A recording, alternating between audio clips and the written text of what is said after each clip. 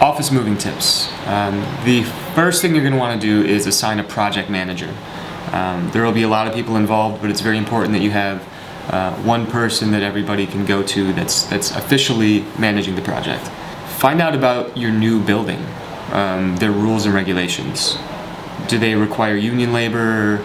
How late is the freight elevator open? How late do they allow vendors to work? What are your current contracts for voice and data? Are you under contract? Can you transfer the contract to the new address?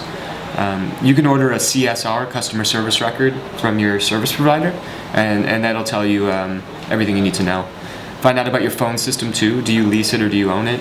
If you lease it, who's going to move it? Find out about circuits available in your new location. It's possible that you might like XYZ company, but they don't provide internet in the new building. So find out who does and get reviews from other tenants. See who people like, who people hate, and make an informed decision on that. Any connection you get, find out who connects it from the building's main telco closet up to your office. Is it the service provider or is it the cabling company? A lot of times both companies assume it's the other person. If there's construction involved, schedule a kickoff meeting for as soon as possible. The architect, the general contractors, the technology vendors, furniture vendors, and keep meeting minutes. Every meeting, keep detailed notes and make copies for everybody, pass them out. It really helps with the open communication and with accountability on timeline stuff and deadlines. And get an accurate floor plan. A lot of the vendors are going to be asking for one. 45 days out, determine where your server room is going to be. This can lead to other questions.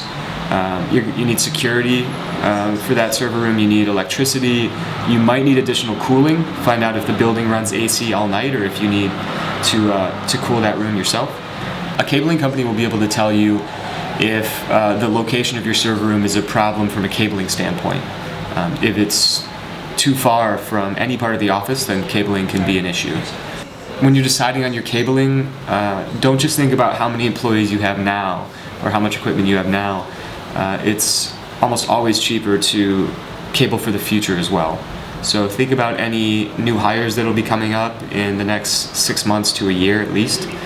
Also think about your AV cabling needs, security, access. Doing it all in one project is almost always cheaper. Identify potential delays. Certain aspects of a move can take longer than expected, so 45 days out is a great time to figure out carpeting, your furniture vendors, lighting fixtures. We've helped companies move before where they can't do anything because there's no carpet, and as soon as they move everything, they would have to move it out again. So 45 days out is a great time to get all that stuff in check. Get a certificate of insurance from your new building. Vendors are going to be requesting copies of that as well. 30 days out, get a moving vendor. Make sure that they will move IT equipment and that equipment is last on and first off of the truck. Port your phone numbers. If you're switching carriers, you'll need to port them from your current carrier to your new carrier. In the event that things don't go as planned, let's say you have no internet, can you get a temporary internet solution up? Clear offers a wireless router that can get you up and running temporarily. Or if you don't have internet, can employees work from home? Figure out the backup plan and communicate that to everybody. DNS records. If you're hosting your own email, you're going to need to get those DNS records pointed to the new location.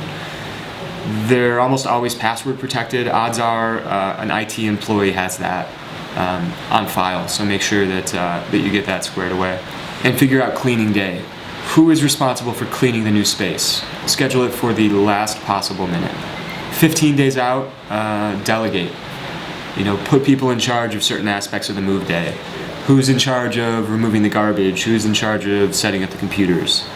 Test your connections before you move into the office. Make sure that your voice and data connections are up and running, but also that you can make local calls and long distance calls. Make sure the caller ID is working properly. Test your internet speeds, your up and download speeds. Make sure your provider is giving you what they actually sold you. Coordinate schedules for your employees. It's usually not a good idea to have everybody arrive at 9 a.m. on moving day. That just results in people just sitting around doing nothing. So if you can stagger start times, that's usually helpful.